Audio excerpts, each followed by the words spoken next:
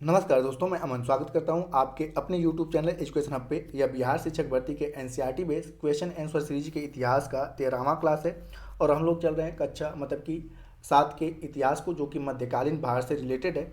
और आज के इस क्लास में हम देखेंगे ईश्वर से अनुराग, जिसका कि यह पहला पार्ट है।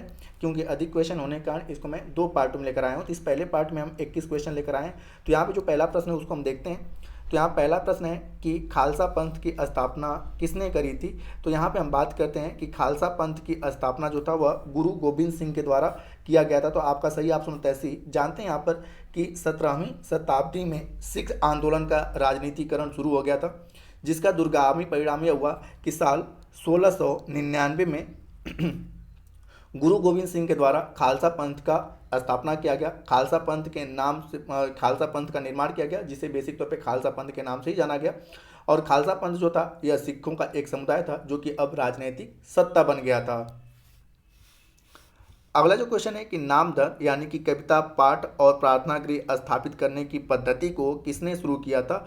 तो अगर कविता पाठ और प्रार्थना गृह, जिसको कि हम लोग शार्ट भाषा में नाम घर कहते हैं, इसका स्थापना करने की पद्धति शंकर देव के द्वारा की गई थी। अब इनके बारे में बेसिक तौर पे हम जानते हैं कि असम के शंकर देव कहाँ के थे। तो आपके असम के शंकर देव ने लगभग 15वीं शताब्दी में, जो कि मूर्ति पूजा एवं कर्म कांडों के विरोधी थे, उन्होंने नामधर यानी कि कविता पाठ और प्रार्थना गृह की स्थापना करने की पद्धति चलाई, जो आज तक चली आ रही है। इन्होंने विष्णु की भक्ति पर बल दिया, किंतु उनकी मूर्ति पूजा का उन्होंने विरोध किया। साथ ही असमिया भाषा में नाटक और उन्होंने कविताएं भी लिखी थी। अगला है आपका कि मीराबाई के संदर्भ में नीचे दिए गए कथनों पर विचार कीजिए।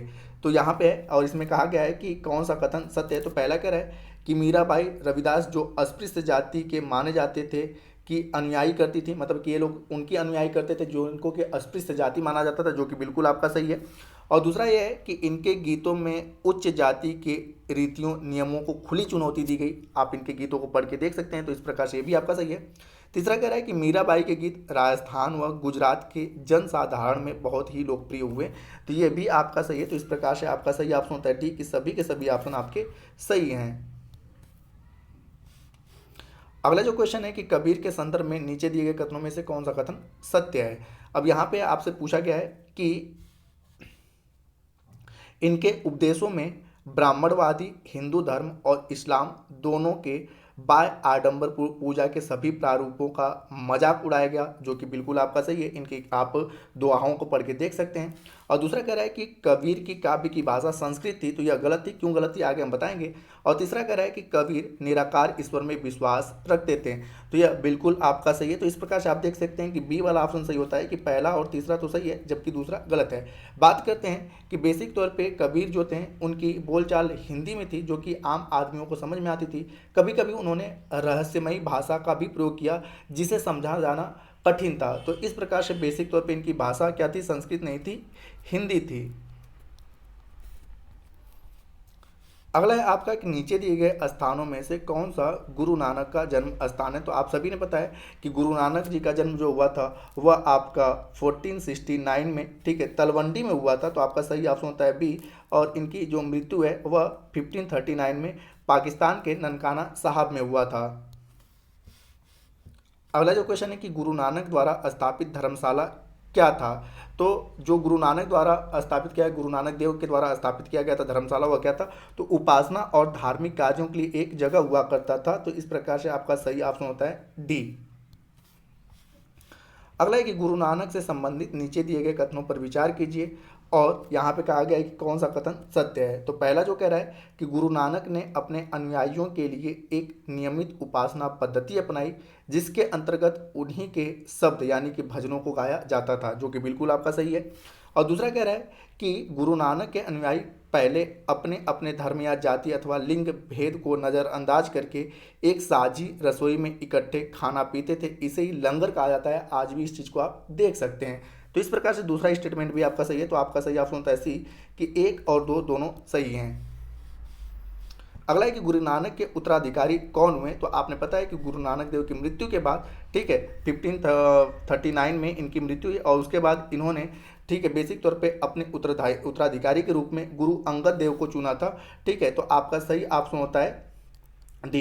कई बार यहाँ पे इनका नाम एक और आता है लहड़ा, ठीक है, गुरु अंगद देव का नाम क्या आता है, लहड़ा, ठीक है, और बाद में यह गुरु अंगद देव के नाम से फेमस हो गए। तो यहाँ पर आपका सही ऑप्शन होता है डी। अगला है आपका कि गुरु ग्रंथ साहिब की रचना किस लिपि में की गई। तो आप सभी ने पता है कि गुरु ग्रंथ साहिब की जो रचना थी वह गुरुमुखी लिपि में की गई थी। अगला क्वेश्चन है कि नीचे दिए गए कथनों पर विचार कीजिए, और यहाँ पे कह रहा है कि कौन सा कथन असत्य है। तो यहाँ पे ध्यान रखिएगा, असत्य के बारे में पूछा गया है। तो पहला कह रहा है कि गुरु अंगद ने गुरु नानक की रचनाओं का संग्रह किया और उस संग्रह में अपनी कृतियों को जोड़कर एक लिपि गुरुमुखी में लिखा, जो कि बिल्कुल आपका सही है। और दूसरा कह रहा है कि गुरु रामदास जो थे तीसरे उत्तराधिकारी ने अपनी रचनाएं नानक के नाम लिखी। तो यह आपका गलत है, क्योंकि यहाँ पर हम जानते हैं कि गुरु अंगद के तीसरे उत्तराधिकारियों ने अपनी रचनाएं नानक के नाम से लिखी थी, न कि गुरु रामदास के तीसरे अधिकारियों ने लिखी थी। तो यहाँ पे गुरु रामदास नहीं होना चाहिए, क्या होना चाहिए, तो गुरु अंगद के उत्तराधिकारियों ने लिखा था। तो इस प्रकार से आपका जो असत्य कथन है वह बी वाला है कि केवल दूसरा असत्य है, जबकि पहला आपका क्या है, सत्य है। अगला क्वेश्चन है कि सिखों के पवित्र ग्रंथ गुरु ग्रंथ साहिब में किन सूफी संतों एवं गुरुओं की वाणी को जोड़ा गया है। तो यहाँ पे हम बात करते हैं, तो इसमें बेसिक तौर पर जब आप गुरु ग्रंथ साहिब के बारे में जानते हैं तो इसमें शेख फरीद, संत कबीर, भक्त नामदेव और गुरु तेग बहादुर जैसे लोगों के वाणियों को जोड़ा गया है। तो इस प्रकार से आपका सही ऑप्शन होता है डी कि इन सभी के बेसिक तौर पे वाणियों को जोड़ा गया है। तो बात करते हैं, गुरु अंगद देव के 3 उत्तराधिकारियों ने अपनी रचनाएं नानक के नाम से लिखी, और इन सभी संग्रह जो थे गुरु अर्जन ने, इन सभी का संग्रह जो था गुरु अर्जुन ने, ठीक है, अर्जन है, ठीक है, अर्जन ने 1604 में किया। और इस संग्रह में शेख फरीद, संत कबीर, भक्त नामदेव, गुरु तेग बहादुर जैसे सूफी संतों गुरुओं की वाणियों को जोड़ा गया। और इस बृहद संग्रह को गुरु तेग बहादुर ने गुरु तेग बहादुर के पुत्र और उत्तराधिकारियों ने गुरु गोविंद सिंह में ने इन्हें बेसिक तौर पे प्रमाणित किया। और आज इस संग्रह को बेसिक तौर पे किस नाम से जानते हैं, तो गुरु ग्रंथ साहिब के नाम से जानते हैं। अगला जो क्वेश्चन है कि नीचे दी गई रचनाओं में कौन सी सूरदास के द्वारा रचनाएं रचित हैं। तो आप जब पढ़ते हैं सूरदास के बारे में, तो सूरदास का जो है वह सुरसागर भी है, सुर तरावली भी है, साहित्य लहरी भी है, ठीक है। तो ये सारी की सारी रचनाएं जो हैं वह सूरदास के द्वारा हैं। तो इस प्रकार से आपका सही ऑप्शन होता है सी। और अगर बात करें सूरदास, तो यह अकबर और जहांगीर के समकालीन थे, ठीक है। और इनकी भाषा क्या थी, तो इनकी भाषा जो थी वह ब्रज भाषा थी।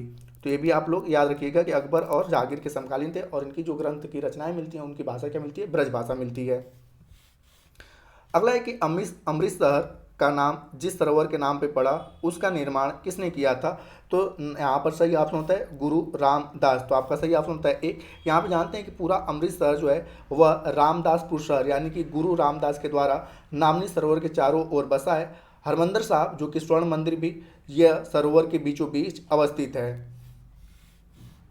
अगला है गुरु अर्जन देव को मृत्यु दंड का आदेश किस मुगल बादशाह ने दिया था। तो यहाँ पर सही ऑप्शन होता है कि बी कि इनको जो मृत्यु दंड का आदेश दिया था जहांगीर ने दिया था। जानते हैं कि मुगल सम्राट जहांगीर सिख समुदाय से बेसिक तौर पे संभावित रूप से वह खतरा मानता था, और उसी कारण से 1606 ईस्वी में गुरु अर्जन देव को उसने मृत्यु दंड का आदेश दे दिया था। अगला है कि गुरु नानक से संबंधित नीचे दिए गए कथनों में से कौन सा कथन सत्य है। तो यहाँ पर हम जानते हैं कि यहाँ पे कह रहा है कि उन्होंने एक ईश्वर की उपासना के महत्व पर जोर दिया, जो कि बिल्कुल आपका सत्य है। दूसरा जो कह रहा है वह कह रहा है आपका कि गुरु नानक के अनुसार मुक्ति पाने के लिए जाति, धर्म अथवा लिंग भेद कोई मायने नहीं रखता है। तो ये भी आपका सही है। तीसरा कह रहा है कि इनके अनुसार मुक्ति निष्क्रिय आनंद की स्थिति में ही थी। तो ये आपका स्टेटमेंट गलत है। तो इस प्रकार से आप देख पाएंगे कि ए वाला ऑप्शन आपका सही होता है कि पहला और दूसरा तो सही है, तीसरा गलत है। इसके बारे में जानते हैं कि इनके अनुसार जो मुक्ति था निष्क्रिय आनंद में नहीं बल्कि सक्रिय जीवन व्यतीत करने में था, ठीक है, सक्रिय जीवन व्यतीत करने में था। और अगर आप सक्रिय जीवन व्यतीत करते हुए लोगों की सहायता करते हैं, सामाजिक चीज़ों को, ठीक है, रूढ़िवादियों को समाप्त करते हैं, तो वही क्या है आपका मुक्ति का असली आनंद है। अगला है आपका कि गुरु नानक ने अपने उपदेशों के सार को व्यक्त करने के लिए 3 शब्दों का प्रयोग किया था, और वह 3 शब्द कौन कौन से थे। तो बेसिक तौर पे गुरु नानक देव ने, ठीक है, जो 3 शब्द प्रयोग किए थे वह था नाम, दूसरा था दान और तीसरा था स्नान, ठीक है, नाम, दान और स्नान से बेसिक तौर पे ये अपने तीन सब मतलब कि अपने उपदेशों का सार को व्यक्त करते थे। तो इस प्रकार से सही ऑप्शन होता है सही। जानते हैं इनके बारे में? तो गुरु नानक ने अपने उपदेशों का सार को व्यक्त करने के लिए तीन शब्द लिए थे। पहला था नाम, दूसरा था दान और तीसरा था स्नान। नाम से तात्पर्य सही उपासना से था। ठीक है, तो अगर यहाँ पे नाम कब आता है तो नाम क्या है? उपासना, कि सही प्रकार से उपासना किया जाए। दान से तात्पर्य है कि दूसरों का भला करना। ठीक है, और स्नान से तात्पर्य है आपका आचार विचार से, आचार विचार से। तो इन तीन शब्दों का ये बेसिक तौर पे प्रयोग किया करते थे। आज उनके उपदेशों को नाम जपना, कीर्तन करना और आपका बेसिक वंड झकना यानी कि रूप में याद किया जाता है। अगला है कि 16वीं शताब्दी के चैतन्य देव का संबंध किस जगह से था? तो जब आप चैतन्य देव के बारे में पढ़ोगे तो उनका संबंध बंगाल से आता है, तो आपका सही ऑप्शन होता है ए। और चैतन्य देव की अगर बात करें तो यह कृष्ण राधा, ठीक है, कृष्ण राधा के बेसिक तौर पे भक्ति भाव के उपदेश को दिया करते थे। अगला जो क्वेश्चन है कि मार्टिन लूथर किंग ने बाइबल का अनुवाद किस भाषा में करवाया था? तो मार्टिन लूथर किंग के बारे में आप जब जानेंगे तो उसने बाइबल का जो अनुवाद था वह जर्मन भाषा में करा था। इसके बारे में जानते हैं कि 16वीं सदी का समय यूरोप में भी एक धार्मिक उथल पुथल का समय था। लूथर ने यह महसूस किया कि रोमन कैथोलिक चर्च के अनेक आचार व्यवहार बाइबल की शक्तियों के विरुद्ध किए जाते हैं। लूथर ने लैटिन भाषा की बजाय आम लोगों की भाषा का प्रयोग किया और उसको प्रोत्साहन दिया और बाइबल को जर्मन भाषा में अनुवादित किया। और वह बेसिक तौर पे दंड मोचन प्रथा के घोर विरोधी थे, जिसके अंतर्गत पाप कर्मों को बेसिक तौर पे क्रिया करने के लिए बेसिक तौर पे दान दिया जाता था। तो उन्होंने क्या किया कि एक आम भाषा में होगी तो सभी लोग बाइबल को अच्छे से पढ़ेंगे और उनको बाइबल के बारे में पता चलेगा कि बाइबल में लिखा क्या गया है। तो उन्होंने जर्मन में लिखा मतलब कि अनुवाद कराया था, जबकि बाइबल पहले किस भाषा में थी? लैटिन में थी।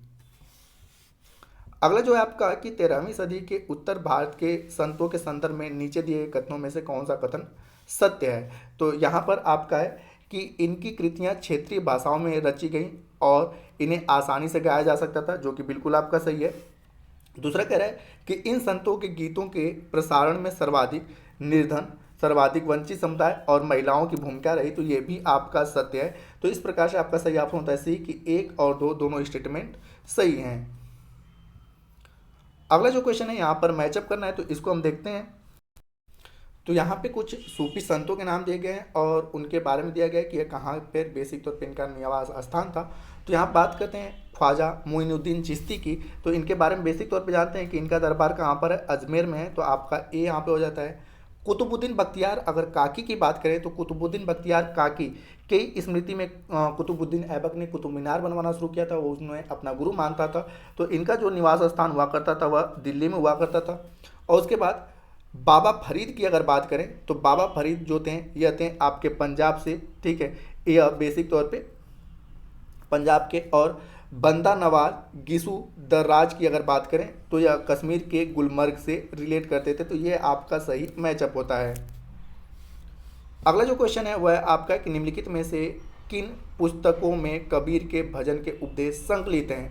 तो अगर हम बात करें कबीर के भजन के उल्लेख, तो बेसिक तौर पे कबीर के भजन का उल्लेख जो हमें मिलता है वह गुरु ग्रंथ साहिब में भी मिलता है और उसके बाद पंचवाड़ी में भी मिलता है और साथ ही साथ आपके बीजक में भी मिलता है। राग गोविंद में इनका नहीं मिलता है। तो इस प्रकार से सही ऑप्शन होता है आपका सी कि 1, 2, 3 यानी कि गुरु ग्रंथ साहिब, पंचवाड़ी और बीजक में कबीर के भजन के उपदेश हमें मिलते हैं। अब जानते हैं कि कबीर एक अत्यधिक प्रभावशाली संत थे।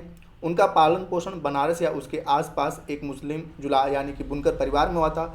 हमें उनके विचारों की जानकारी उनकी साखियों यानी कि पदों के विशाल संग्रह से मिलती है, जिसके बारे में कहा जाता है कि इनकी रचना तो कबीर ने की थी, परंतु ये घुमंतु भजन गायक के द्वारा गाए जाते थे। और इनमें से कुछ भजन जो है हमें गुरु ग्रंथ साहिब में भी मिलते हैं और उसके बाद पंचवाड़ी में भी मिलते हैं और बीजक में भी मिलते हैं। तो दोस्तों यह इस अध्याय का पहला पार्ट था। जल्दी इसका दूसरा पार्ट मैं लेकर आ रहा हूँ। तो उम्मीद कर रहा हूँ कि आपको यह वीडियो पसंद आ रहा होगा। वीडियो पसंद है वीडियो को लाइक करें, कमेंट करें तथा अपने दोस्तों के साथ शेयर करें और चैनल को नए हैं तो चैनल को सब्सक्राइब अवश्य करें तथा इस PDF को प्राप्त करने के लिए आप हमारे टेलीग्राम से जुड़ सकते हैं, जिसका लिंक वीडियो के डिस्क्रिप्शन में दिया हुआ है। तो वीडियो के अंत तक बने रहने के लिए धन्यवाद। मिलते हैं जल्दी नेक्स्ट वीडियो में।